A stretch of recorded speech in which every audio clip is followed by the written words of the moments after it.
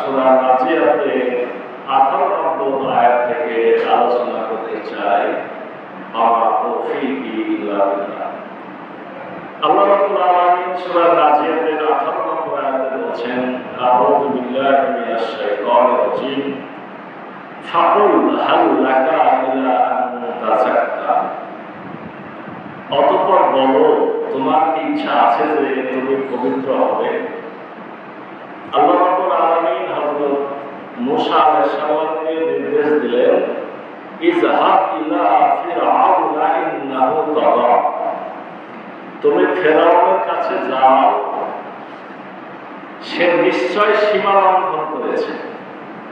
তার কাছে যে তুমি কি বলো, তোমার কি ইচ্ছা আছে যে তুমি পবিত্র হবে? মানে তুমি সীমা লঙ্ঘন যে করেছো, এই সীমা লঙ্ঘন করার অপরাধ তুমি কি স্বীকার করবে? স্বীকার করে এক আল্লাহ রাব্বুল আলামিনের কাছে মাফ চাইলে, মাফ চেয়ে আমি যে আল্লাহর পক্ষ থেকে প্রেরিত রাসূল, আমি যে বিধান তোমাকে শোনাচ্ছি, এই বিধান অনুযায়ী কি চলবে? এই বিধান অনুযায়ী চললে তুমি পবিত্র হয়ে যাবে।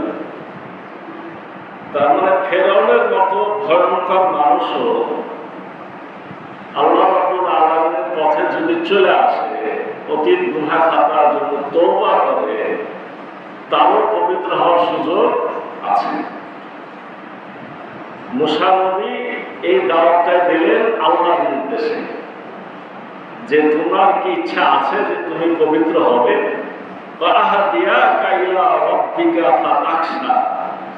আর আমি তোমাকে তোমার রবের পথ দেখাবো, যাতে তুমি ভয় করো।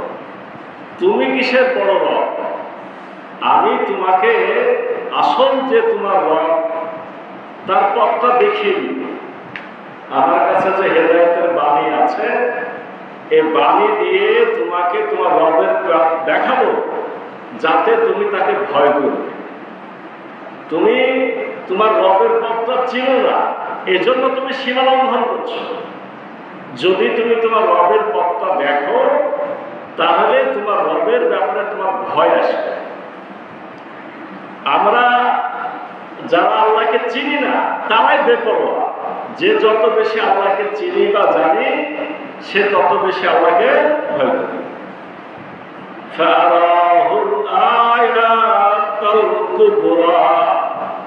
অতঃপর মূসা ফেরাউনকে দেখালেন বিরাট নিদর্শন। মূসা নবী অনেক নিদর্শন দেখিয়েছে, তবে বিরাট নিদর্শনের মধ্যে 1 নম্বর বলা হয়েছে ওই লাঠিকে সাপ বানানো।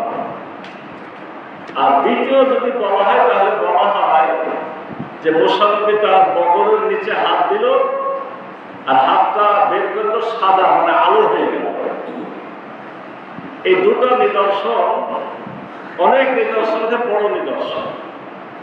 সর্ববৃহৎ নিদর্শনটা ছিল যে জাদুকরদেরকে ফেরাউন ডাকলো, জাদু করেরা তাদের বিভিন্ন কিছু দিয়ে, লাঠি, তাদের দড়ি দিয়ে সাপ বানালো। সাপ বানিয়ে মূসা নবীকে ভয় দেখালো। মূসা নবীও যেহেতু আলা বাসারুম মিসলুকুম ইউহা ইলাইয়া আন্নামা ইলাহুকুম ইলাহু ওয়াহিদ। যে কোনো সাধারণ মানুষ যদি ভয় পায়, তো নবী রাসূলও ভয় পাবে, অস্বাভাবিক না। কারণ আমাদের রাসূল সাল্লাল্লাহু আলাইহি ওয়াসাল্লামকে আল্লাহ বলতে বলেছেন, আপনি বলে দেন আমি তোমাদের মতোই মানুষ, পার্থক্য হলো যে আমার কাছে আল্লাহ ওহী নাযিল হয়। তাহলে হঠাৎ করে আপনার সামনে যদি অনেকগুলা দড়ি, অনেকগুলা সুতা, অনেকগুলা খড়ি সাপ হয়ে লাফাতে লাগে, তো আপনি যেমন ভয় পাবেন, ওই নবী রাসূলও ভয় পাবেন। অস্বাভাবিক কিছু না। মূসা নবীও ভয় পেয়েছিল। আল্লাহ বলছেন, হে মূসা, তোমার হাতে কি? তো লাঠি, আর ওটা কি ছেড়ে দাও। ও বাকি দায়িত্ব আমার।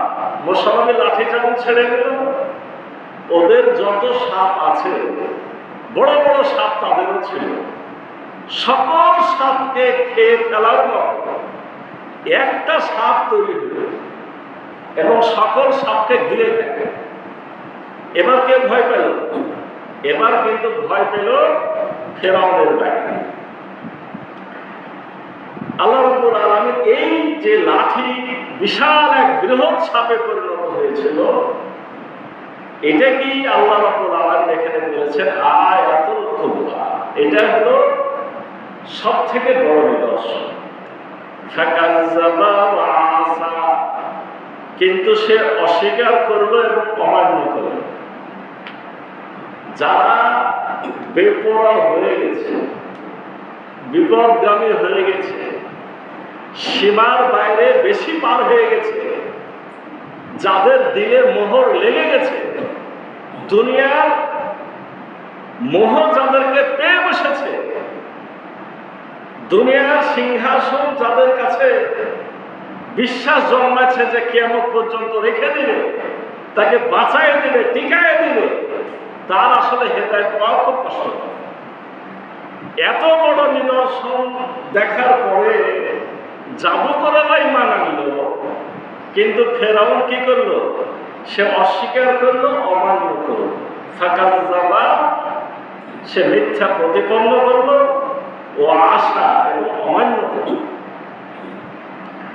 সুম্মা আতবারা ইয়াসা, সুম্মা আতবারা ইয়াসা, তারপর সে প্রস্থান করলো দ্রুত বেগে।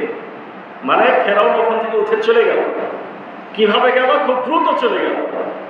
ফাহাশারা ফানাদা, অতঃপর সে লোকদেরকে জড়ো করলো এবং ঘোষণা করলো, ফাকালা আনা রাব্বুকুমুল আ'লা, আমি তোমাদের সর্বোচ্চ রব। নাউজুবিল্লাহ। আল্লাহ রাব্বুল আলামিন আয়াতে সংক্ষিপ্তভাবে সারমর্ম পেশ করেন। ফেরাউন তখন চলে গেল, তখনই কি লোকদেরকে ডাকলো? ব্যাপারটা এরকম। সে চলে যে দেখলো যে এখন যদি আমি এভাবে ছেড়ে দিই, জাদুকরেরা ঈমান নিয়ে চলে এসেছে, এখন যদি আমি চুপচাপ থাকি তাহলে কি হবে? লোকেরা আস্তে আস্তে মূসার দিকে ধাবিত হবে, মূসাকে মেনে নেবে, ঈমান নিয়ে চলে আসবে। আমার কি করা দরকার? একটা বড় জনসভা করা দরকার, গোটা দেশের লোককে ডাকা দরকার, এমন নতুন ইস্যু তৈরি করা দরকার যে ইস্যুর কারণে সবাই মূসাকে ত্যাগ করে আবার আমার পিছনে চলে আসবে। এরকম একটা বড় মাহফিল, জনসমাগমের সে ব্যবস্থা করলো। এই সমাবেশে সে ঘোষণা দিল, আনা রাব্বুকুমুল আ'লা, আমি তোমাদের সর্বোচ্চ রব।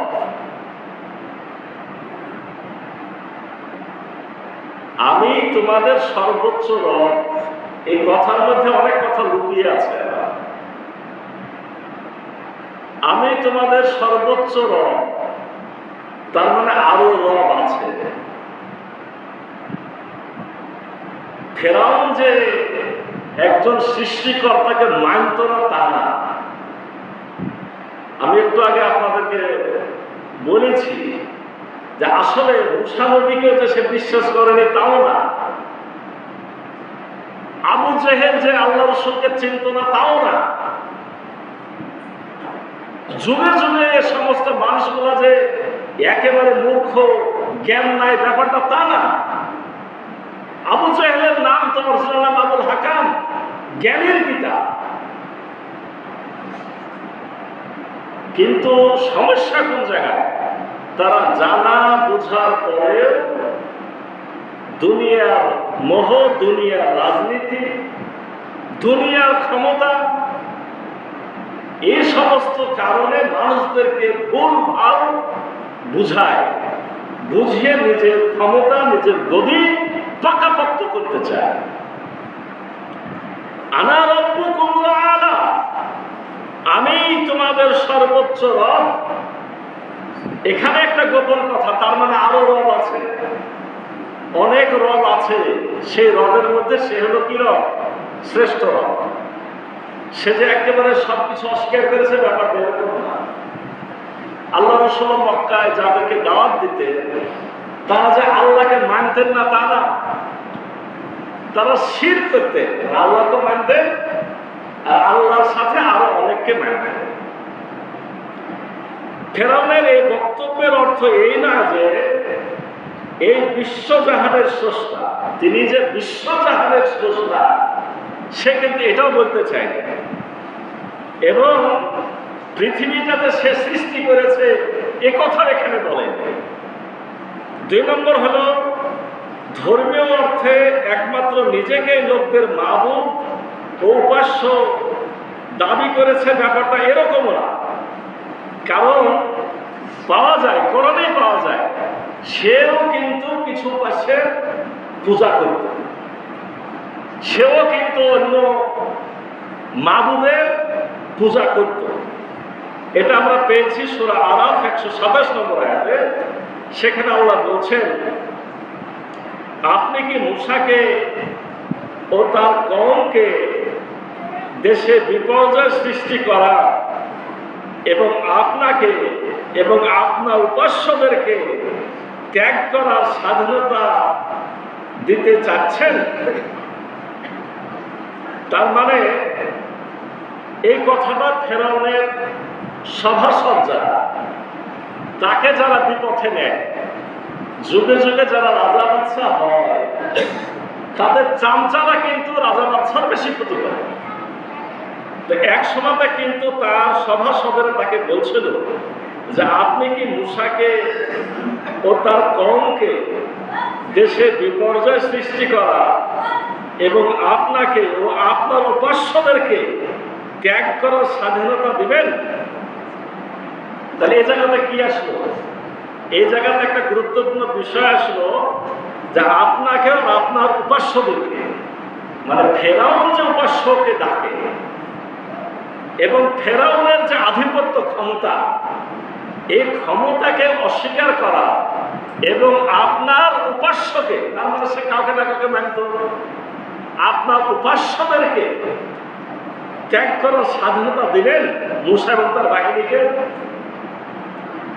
মূসা যদি আল্লাহর প্রেরিত হতো, এটা আরেক জায়গায় বক্তব্য, মূসা যদি আল্লাহর প্রেরিত হতো তাহলে তার কাছে সোনার কাকন অবতীর্ণ করা হয়নি কেন? এই ভাষা দ্বারা কি বোঝা যায়?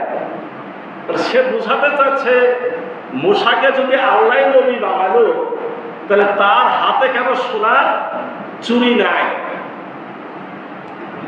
এখানেও বোঝা যায় যে সে একজনকে মানে, আসমানে একজন আছে তাকে মানে। আসমানের আল্লাহ যদি তাকে রসুলই বানাইল তো তার হাতে সোনা চুরি নাই কেন? অথবা তার সাথে ফেরেশতাদেরকে চাপরাশি আরদালে হিসাবে পাঠানো হয়নি কেন?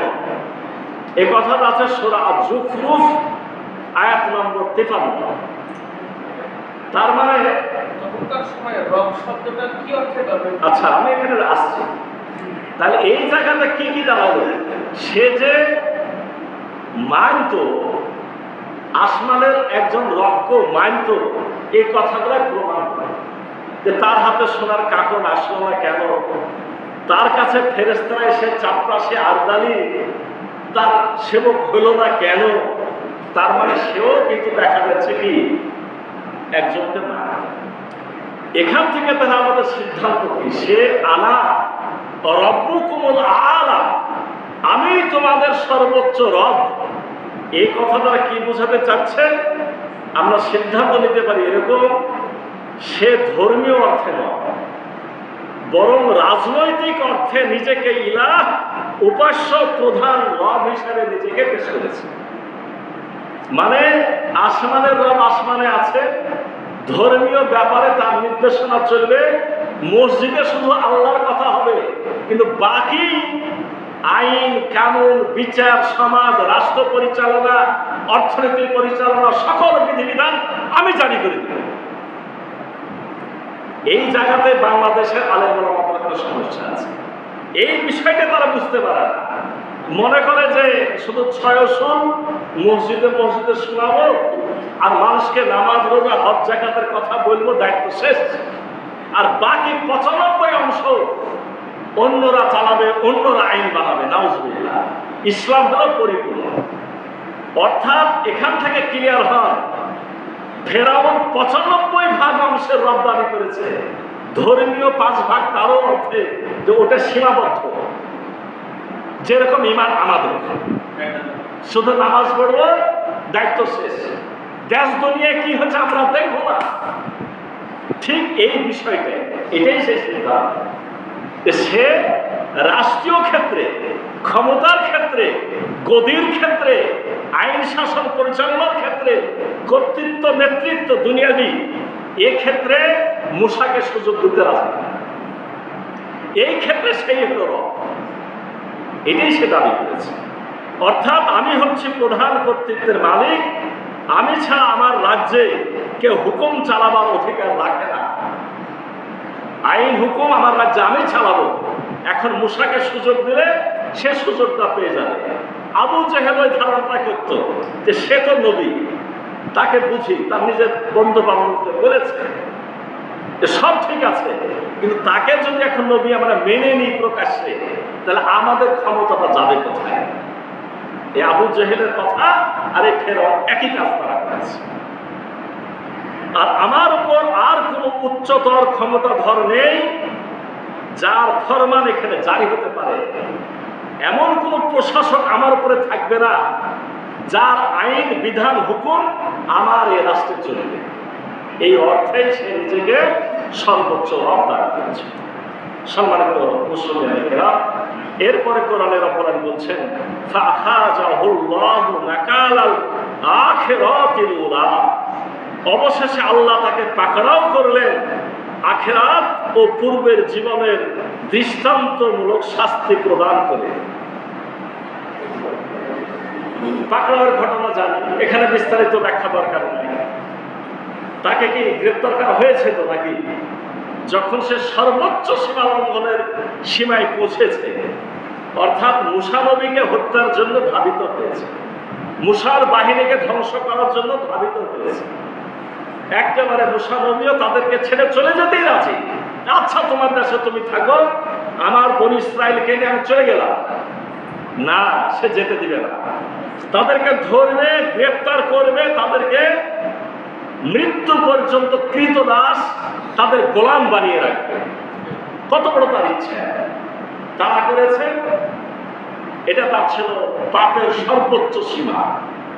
আল্লাহ তখন তাকে গ্রেপ্তার করেছে, মূসা নবীকে আল্লাহ পার করিয়ে নিয়েছে, আর তাকে লোহিত সাগরে ডুবিয়ে মেরেছে। এই নিদর্শন এখন পর্যন্ত দুনিয়াতে বিরাজমান আছে। ইন্না ফি যালিকা লাইবরাতাল লিমান ইয়াখশা, যে ভয় করে তার জন্য নিঃসন্দেহে এতে অবশ্যই শিক্ষা রয়েছে। আল্লাহ বলছেন যে আসলে আল্লাহকে ভয় করে তার জন্য এই ঘটনাতে শিক্ষা আছে। দুনিয়ার রাজা বাদশাহ, ক্ষমতাশালী, মর্যাদাশালী, আধিপত্যওয়ালা, রাষ্ট্রনায়ক, রাষ্ট্রশাসক, ডিসি, এসপি, ক্ষমতাধর, তারা যদি ফেরাউনের এই ঘটনা থেকে শিক্ষা নিত, তাহলে তাদের জন্য শিক্ষা আসত। কিন্তু বেশিরভাগ ক্ষেত্রেই দাপটওয়ালারা শিক্ষা গ্রহণ করে না। রব্বুল আলামিনের পরে বলছেন আনতুম আশাদ্দু খালকান আমিস সামাউ বানাহা, তোমরা কি কঠিনতর সৃষ্টি না মহাকাশ? তিনি এসব বানিয়েছেন। এবার রব্বুল আলামিন সূরা ২৭ নম্বর আয়াত থেকে এবার সরাসরি আমাদেরকে দাওয়াত দিচ্ছেন। এই ঘটনা শোনানোর পরে আল্লাহ চাচ্ছেন আমাদেরকে, আমরা যাতে শুধরিয়ে যাই, আমরা যাতে আখিরাতকে ভয় করি, আমরা যাতে পরবর্তী একটা যে জীবন আছে, এই দুনিয়ার জীবনের পর আর একটা জীবন আছে, সে জীবনটা স্বীকার করে নিই। আল্লাহ বলছেন তোমরা তাকাও তো, তোমাদেরকে সৃষ্টি করা বেশি কঠিন না এই মহাকাশ আসমান সৃষ্টি করা বেশি কঠিন? এখানে আসমান বলতে এই ওপর দিকে যা আছে, বিজ্ঞান কিয়ামতের আগদিন পর্যন্ত যা চিন্তা আবিষ্কার করবে সকল কিছুর মধ্যে আছে। এই সূর্য, তারকা, গ্রহ, নক্ষত্র, ছায়াপথ, আপনার সুপারস্টার, গ্যালাক্সি, এইভাবে যা কিছু, আমরা একটা কথা বলেছিলাম যে সবশেষ যে তারকাটা এখন পর্যন্ত বিজ্ঞানীদের নখদর্পণে এসেছে সেটা হলো আমাদের পৃথিবী থেকে ৯,৩০০ কোটি আলোকবর্ষ দূরে। এরপরও বিজ্ঞানের কথা হলো যে আমরা আবিষ্কার করেছি 5%। অবজারভেবল ম্যাটার হলো 5%, আর 95% হচ্ছে ডার্ক ম্যাটার, ওটা দেখা যায়। তাহলে 5%-এর মধ্যে যদি ৯,৩০০ কোটি আলোকবর্ষ, এর হিসাব আমি অনেকদিন দিয়েছি, সেকেন্ডে ১,৮৬,০০০। এইভাবে মিনিটে কত দূর যাবে, ঘন্টায় কত দূর যাবে, এরপরে 24 ঘন্টায় কত দূর যাবে, তার মানে একদিনের পরে 30 দিনে কত দূর যাবে, এই 30 দিনের পরে 1 বছরে কত দূর যাবে, এইভাবে ৯,৩০০ কোটি বৎসরে কত দূর যাবে, সেই জায়গা পর্যন্ত বিজ্ঞানীদের নখদর্পণে এসেছে। আল্লাহ বলছেন এই মহাবিশ্ব সৃষ্টি বেশি কঠিন না তোমাদেরকে সৃষ্টি করা বেশি কঠিন? আমি যদি এগুলো সৃষ্টি করতে পারি তাহলে তোমাদের মরণের পরে কেন তোমাদেরকে আবার জীবন দিয়ে তোমাদের বিচার করতে পারবো না?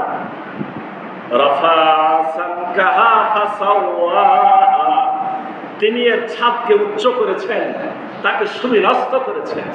আসমানকে ছাদ বলা হয়েছে। তিনি এর ছাদকে উঁচু করেছেন এবং এটাকে সাজিয়েছেন। কেমন সাজানো হয়েছে আমরা সূরা মুলকে পড়েছি যে তোমার তাকাও, বারবার তাকাও, কাল্লা তাই ইয়াম কলিব ইলাইকাল বাসার খাসিয়াও ওয়া হুয়া হাসিব, বারবার খুঁজো, বারবার দেখতে থাকো, তোমার চোখ ক্লান্ত হয়ে তোমার নিজের দিকে ফেরত আসবে, তুমি আমার আসমানে কোনো ত্রুটি খুঁজে পাবে না।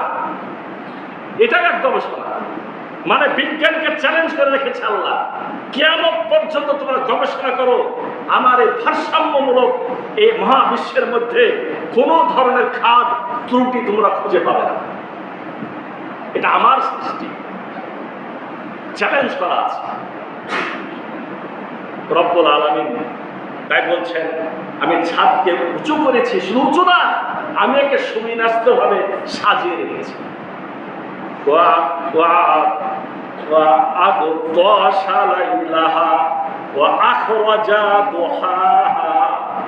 আরে রাতকে তিনি অন্ধকারাচ্ছন্ন করেছেন এবং তিনি বের করে এনেছেন এই দিবালোক, মানে আল্লাহ রাত করে গভীর করে, অন্ধকার করে, আবার এই গভীর অন্ধকারের পরে আবার দিন এখান থেকে বের হয়ে আসে।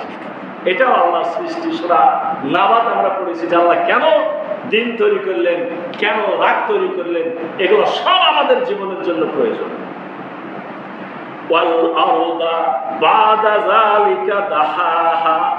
আর এরপর তিনি জমিনকে প্রসারিত করেছেন। জমিনে যেমন পাহাড় পর্বত আছে, জঙ্গল আছে, আবার বেশিরভাগ জমিনটা সমতল করেছেন। কারণ কি? আমাদের জীবিকা উপকরণ এখান থেকে আহরণ করার জন্য।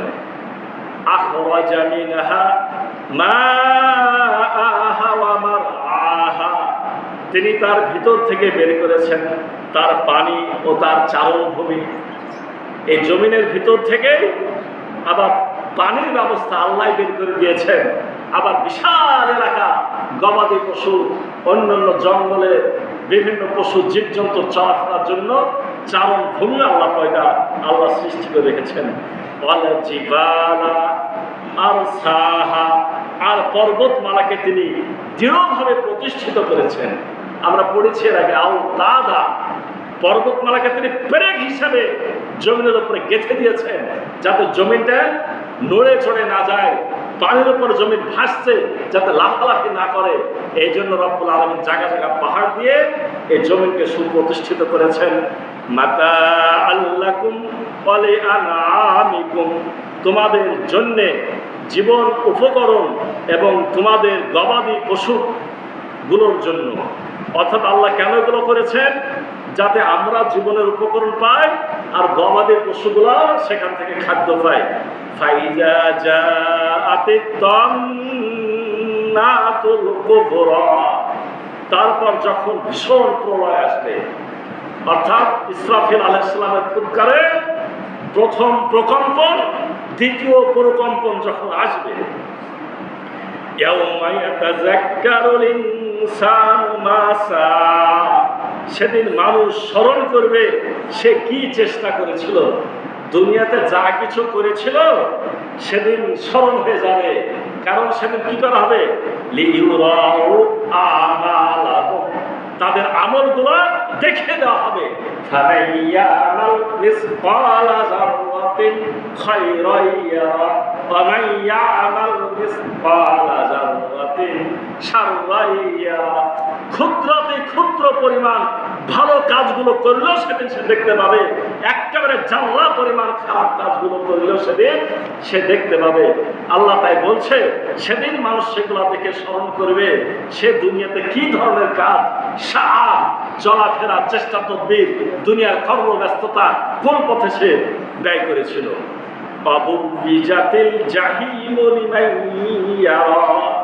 আর অগ্নিময় জাহান্নামকে প্রকাশ করা হবে তার জন্য, যাতে সে দেখতে পায়।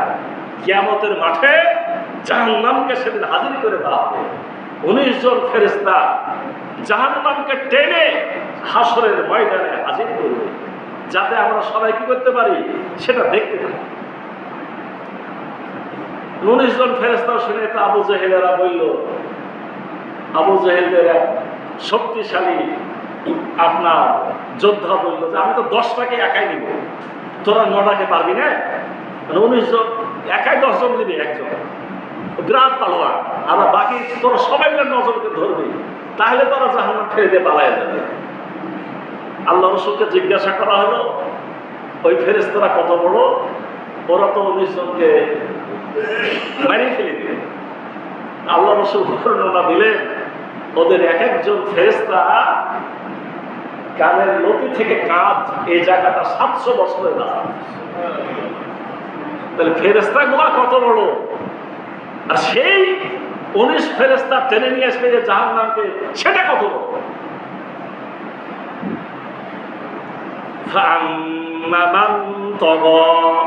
সুতরাং যে সীমা লঙ্ঘন করেছে, দুনিয়া আর দুনিয়ার জীবনকে প্রাধান্য দিয়েছে, সেক্ষেত্রে নিশ্চয় অগ্নিময় জাহান্নাম সেটিই হবে তার আবাস। অতএব এত কিছু জানা শোনার পরে যারা সীমা লঙ্ঘন করেছে, আখিরাতকে গুরুত্ব না দিয়ে দুনিয়া নিয়েই ব্যস্ত থেকেছে, ওই জাহান্নাম হবে তাদের আবাস। ওয়া আম্মা মান খাফা মাকামা রাব্বিহি ওয়া নাহান নাফসা আনিল হাওয়া, আর পক্ষান্তরে যে সে রবের সামনে দাঁড়ানোকে ভয় করে এবং কুপ্রবৃত্তি থেকে নিজ আত্মাকে নিবৃত রাখে, ফাইনাল জান্নাতা হিয়াল মাওয়া, তবে নিশ্চয়ই জান্নাত হবে তার আবাস। তাহলে ওখানে বলা হলো যে সীমা লঙ্ঘন করে আর দুনিয়ার জীবনকে প্রাধান্য দেয়, আখিরাতকে ভুলে থাকে, সে হবে জাহান্নামী। আর যে ব্যক্তি আল্লাহর সামনে আমাকে একদিন দাঁড়াতে হবে এটার ভয় করে আর নিজের প্রবৃত্তি, নিজের নফস, নিজের চাহিদা, বাসনা, আকাঙ্ক্ষাকে চরিতার্থ না করে এটাকে আল্লাহ রাব্বুল আলামিন নির্দেশিত পথে ব্যয় করে, সে হবে জান্নাত, তার বাসস্থান হবে জান্নাত। আল্লাহ রাসূল হাদিসে বলছেন, লা ইউমিনু আহাদুকুম হাত্তা আকুনা হাওয়াহু তাবআল লিমা জিতু বিহি, সে ততক্ষণ পর্যন্ত ঈমানদার হতে পারবে না যতক্ষণ না কেউ তার চাহিদা, বাসনা, আশা, আকাঙ্ক্ষা, প্রবৃত্তিকে আমার যে আনিত আদর্শ, এই আদর্শের অনুসারী না মানাবে। আপনি আমি আল্লাহ রাব্বুল আলামিনের দেওয়া আদর্শ, রাসূলুল্লাহর সুন্নাহকে যদি মানি, তাহলেই আমাদের ঠিকানা হবে জান্নাত। আর যদি আমার প্রবৃত্তিকে ছেড়ে দিই বলগাহারা, তাহলে আমার অবস্থা হবে জাহান্নাম। ইয়াসালুনাকা আনিস সাআতি আইয়ানা মুরসাহা, তারা তোমাকে কিয়ামত সম্পর্কে জিজ্ঞাসা করে কখন তার আগমন ঘটবে। ফিমা আনতা মিন যিকরাহা, তা উল্লেখ করার কি জ্ঞান আপনার আছে? আল্লাহ রসুলকে আল্লাহ প্রশ্ন করছে যে তোমাকে ওরা কিয়ামত নিয়ে জিজ্ঞাসা করে। আম্মা ইয়াতাসাআলুন আনিন নাবাইল আযীম, তারা পরস্পরকে জিজ্ঞাসা করে কি নিয়ে? সে বড় সংবাদ নিয়ে তারা মতভেদ করে। আল্লাহ এই জায়গাটা খুব গুরুত্বপূর্ণ, মানে আমাদের বর্তমান অনেকের চিন্তা চেতনার জন্য গুরুত্বপূর্ণ। কিয়ামতটা কবে হবে এই জ্ঞান আল্লাহ তার নিজের কাছে জমা রেখেছে। অতএব আমি আপনি দিন তারিখ ঠিক করতে যাওয়ার কোনো দরকার নাই। আমার মুসলমানদেরকে আমি বলতে চাই, আপনি মনে রাখবেন আপনার মৃত্যু আপনার কিয়ামত। আপনার মরণের সাথে সাথে আপনার হিসাব নিকাশ জমা হয়ে গেছে।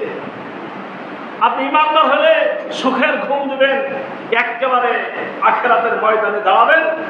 আল্লাহ রাব্বুল আলামিন দয়াবান মেহেরবান, আপনার সহজ হিসাব নিয়ে আপনাকে জান্নাতে পাঠাবেন।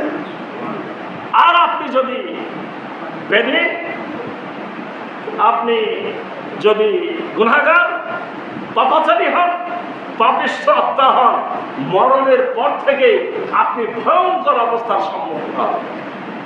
তাহলে মরণের সাথে সাথেই তো আপনার জান্নাত অথবা জাহান্নাম বা কিয়ামত। অতএব এই বিষয়গুলো প্রশ্ন করার তখনও কোনো প্রয়োজন ছিল না, এখনো প্রয়োজন নাই।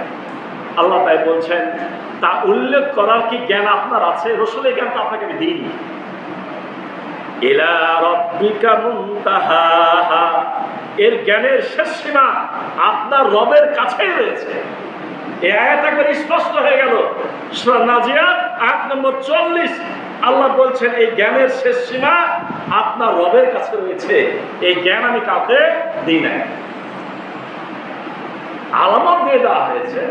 আলামত বলতে আমাদের রসুল এসেছে, মানে কিয়ামতের আলামত, বড় আলামত চলে এসেছে। আমরা যে কোনো সময় কিয়ামত হয়ে যাবে এই জন্য প্রস্তুত থাকতে হবে। মরণের সাথে সাথে কিয়ামত যে কোনো সময় দুনিয়া ধ্বংস হতে হবে পারে, এ চিন্তা রাখিয়ে দিয়ে যাবে। ইন্নামা আনতা মুনজিরু মান ইয়াখশাহা, আপনি তো কেবল তাকেই সতর্ককারী যে কে ভয় করে। যারা বেপরোয়া, যারা শুনতে চায় না, আখিরাতকে বিশ্বাসই করে না, কবে আসবে কবে আসবে, ওদের তো জ্ঞান দেওয়ার দরকারও নাই। বরঞ্চ যারা মেনে নিয়েছে প্রথম কথাতেই যে আখিরাত আছে, হিসাব দিতে হবে, আল্লাহ রাব্বুল আলামিন বলছেন যে আপনি তো কেবল তাকেই সতর্ক করতে পারবেন যারা ওই দিনটাকে ভয় করে। কান্নাহুম ইয়াওমা ইয়ারাউনাহা, যেদিন তারা দেখবে তাদের মনে হবে যেন তারা দুনিয়ায় লাম ইয়ালবাসু ইল্লা আশিয়াতান আও দুহাহা, এক সন্ধ্যাবেলা বা তার প্রভাতকাল ব্যতীত বেশি অবস্থান করেনি। সূরা নাজিয়াতের শেষে আল্লাহ রাব্বুল আলামিন কি বললেন এখানে? আল্লাহ রাব্বুল আলামিন বলছেন যখন কিয়ামতের মাঠে উঠবে মানুষেরা, তখন তাদের কাছে কি মনে হবে যে এক সন্ধ্যাবেলা, সন্ধ্যা মানে সূর্য ডোবা থেকে রাত হওয়া পর্যন্ত কতটুকু সময়? একেবারে খুবই কম সময়। এক সন্ধ্যাবেলা বা তার প্রভাতকাল, সকাল যেতে, ফজরের পর থেকে সূর্য ওঠা কতটুকু সময়? সূর্য ডোবা থেকে অন্ধকার হওয়া কতটুকু সময়? অথবা ফজর থেকে সূর্য ওঠা কতটুকু সময়? খুব কম সময় না? আল্লাহ বলছেন যে তোমরা যখন কিয়ামতের মাঠে হাজির হবে তখন তোমাদের কাছে মনে হবে এরকম একটা সন্ধ্যা অথবা একটা ছোট্ট সকাল, এর বেশি আমরা দুনিয়া অবস্থান করিনি। এর উদাহরণটা একদিন দিয়েছি, এর আগে আরেকদিন আপনাদের বিলিয়ে দিই। আখিরাতের দিন, কিয়ামতের দিনটা দুনিয়ার দিনের 50,000 বছরের সমান। এই দুনিয়াকে 50,000 বছর দিয়ে যদি সময় বানান, এই গোটা সময় মিলে একটা দিন হলো আখিরাতের বিচারের দিনটা। ওদিনে চিন্তা করলে আমাদের জীবনের কোনো সময় নাই। এই জন্য আরেকটা হলো যে আখিরাতের দিন হলো এটা কিয়ামতের দিন, কিন্তু এমনি আরো দিন আছে। আখিরাতের দিনের হিসাব হলো দুনিয়ার দিনের 1000 বছর সমান আখিরাতের একদিন।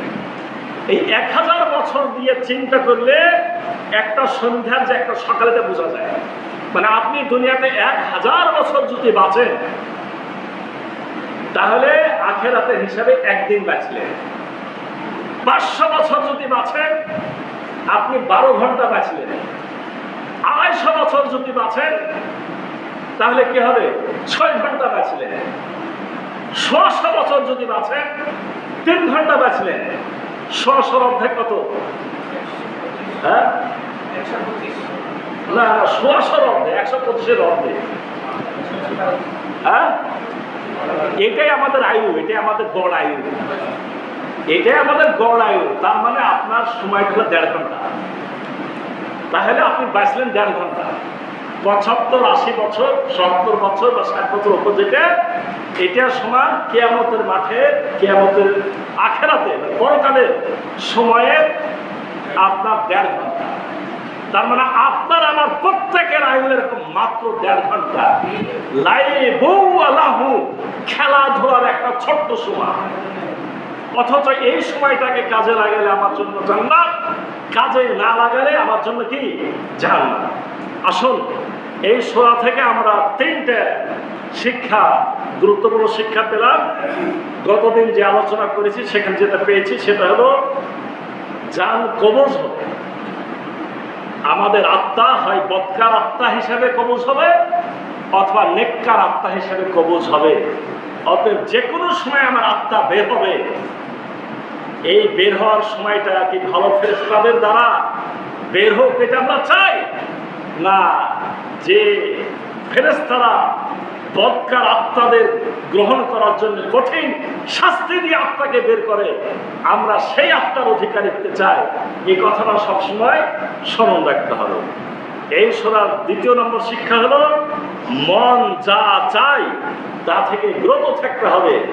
অর্থাৎ প্রবৃত্তিকে, নিজের লোভ, লালসা, চাহিদা, বাসনা, আকাঙ্ক্ষা, এই যে নফস, এই নফসের খাহেসাত ক্রম থেকে বিরত থেকে তাকে নিয়ন্ত্রণ করতে হবে কোরআন এবং সুন্নাহ দিয়ে।